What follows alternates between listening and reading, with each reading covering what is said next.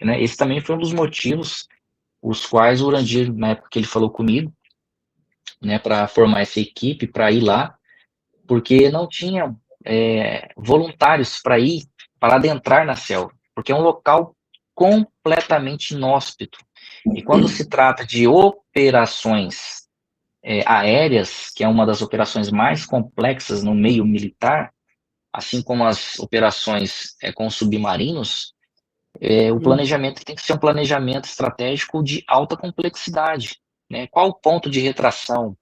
Existe um rio próximo? Existe uma estrada próxima? Qual o hospital mais próximo? Quem são os componentes da equipe? Tem que ter um enfermeiro, né, que conheça a parte de enfermagem operacional. Tem que ter ali, no caso, né, nosso, militar qualificado em selva, que conhece a região, né, ou seja, a comunicação, né, se for por rádio normal, não vai adiantar, porque a nossa base de apoio estava a 230 quilômetros em alta floresta, né? E aí nós levamos um rádio via satélite, um celular via satélite, que na prática é para funcionar em todo o sistema. Aí eu Mas pergunto, funcionou lá? Em algumas janelas ele funcionava, em outras não, por conta da interferência eletromagnética. É um local que tem uma alta frequência eletromagnética. Nós e, ouvíamos ali barulho de motor funcionando, como se tivesse um motor funcionando debaixo da terra. tem Né? até um ponto interessante dessas expedições, que vocês foram lá e tiraram foto de uma torre, e marcaram a posição dela no mapa, tudo certinho. E aí vocês voltaram no mesmo lugar e não viram mais a mesma torre. Este é o grande segredo das florestas, né? O caminho que nós traçamos, o GPS, pelo reconhecimento aéreo que fizemos de helicóptero, e fomos marcando os pontos no GPS para não nos perdermos na selva, não foi o mesmo caminho que nós voltamos. Nós marcamos o caminho de ida e era para nós voltarmos pelo mesmo trecho, pelo mesmo percurso. O caminho de volta era completamente diferente do de ida. Passamos por vários trechos alagados, por vários trechos assim de alta periculosidade, né, que a gente teve que fazer ali a travessia através de cabo submerso, um ir na frente para depois o outro ir, locais assim, cenários de filme, né? Podia ter ali uma anaconda, uma sucuri, um jacaré-açu de 6 metros, 5 metros, enfim, entre vários outros animais, né? Nós ali éramos de fato ali presas Entendi. fáceis, Ah, sim. estávamos desarmados.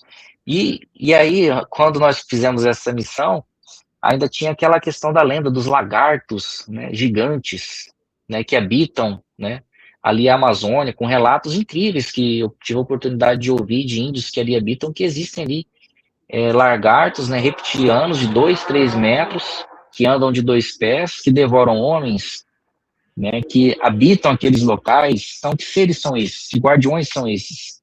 Entre vários outros assuntos, né, relacionados às questões das lendas indígenas, né, o gritador, né, que também é um ser que habita a floresta, que protege.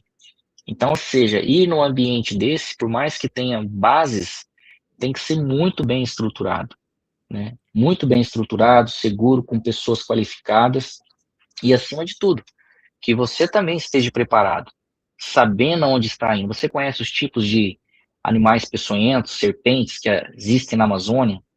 Você sabe o que fazer caso você seja picado?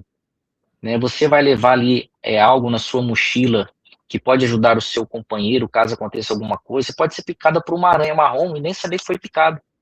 Simplesmente a sua mão começar a necrosar, ficar inchada e não dá tempo. Isso pode acontecer. Pode acontecer, a gente está no mundo 3D, onde tudo é possível.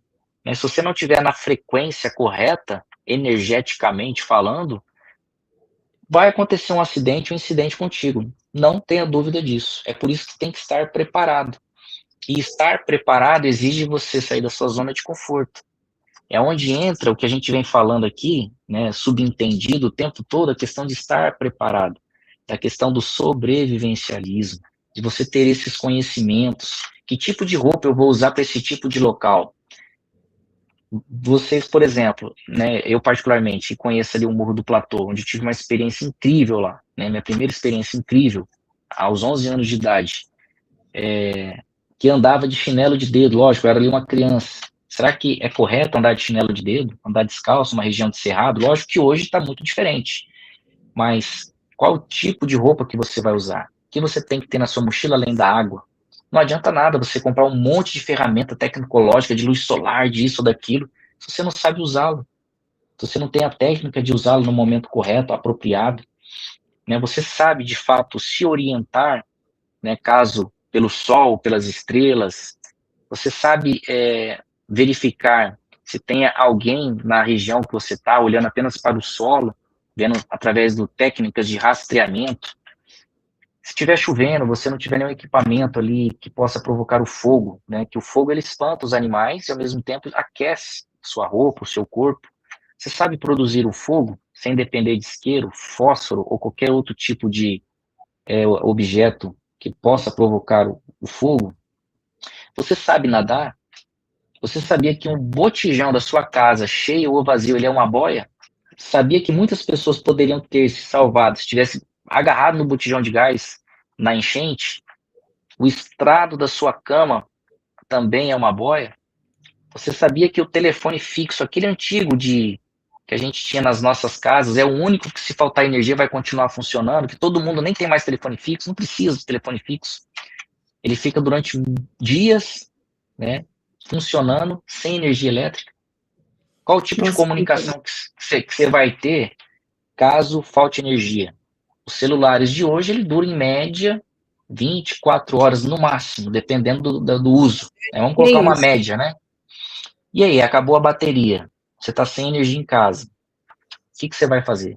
Você sabe armazenar ou ter tipos de alimentos que, caso falte, como aconteceu na crise, na greve dos caminhoneiros em 2018, que tipos de alimentos você tem que ter na sua casa obrigatoriamente? Arroz, feijão, macarrão, leite em pó, sal, entre outros, né? Mas esses são os principais. Você vai saber prepará-los, você vai ter ali o armazenamento de água. Já percebeu que nós estamos tão escravos do sistema que, se faltar água no seu prédio, para quem mora em prédio principalmente,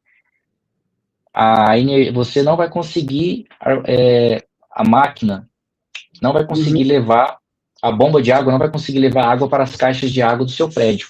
Então vamos calcular aí que em 24 horas você vai ter água, se faltar a água. Porque as bombas não vão conseguir mais trazer do rio para fazer toda ali a preparação para mandar para as residências. Vai ficar sem água. E aí, como é que você vai fazer o alimento? Né? Você tem um armazenamento de água. Hoje o filtro portátil, se acabar a água na caixa de água, você está sem água. Já parou para pensar? Você não tem reserva de água em casa? Né? Que os nossos antepassados tinham lá o filtro de barro, aquele grandão, bonitão, que a água estava ali, né? Ou tinha ali o poço, né? Eles tiraram isso de nós, né? Criaram leis que não pode perfurar, que não pode ter poço semi-artesiano em tal lugar, uma burocracia do caramba.